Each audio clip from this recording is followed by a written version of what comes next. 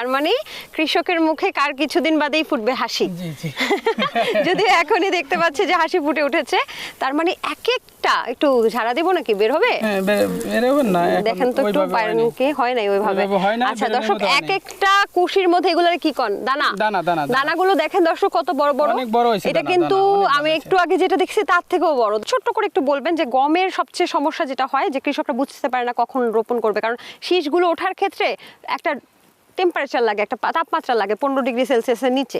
সেই সময়টা কখন? আমরা আসলে বাংলায় বলি তো, ধরেন কার্তিক মাসের মনে করেন যে 20-25 তারিখে বোনা যায়, তাহলে এই গম আমরা যদি এখন পাই ধরেন 15 মন 16 মন ফলন, তাহলে আরো 3-4 মন বেশি হবে, ধরেন 20 মন 22 মন এরকম ফলন আসবে। সেইটাই বলছিলাম, গমে ভালো করতে চাইলে অবশ্যই সঠিক সময় রোপণ করতে হবে, সঠিক সময় উঠাইতে হবে। ভাই আপনাকে অসংখ্য ধন্যবাদ, আপনি ভালো থাকেন তাহলে। আচ্ছা, আসসালামু আলাইকুম। ওয়ালাইকুম আসসালাম।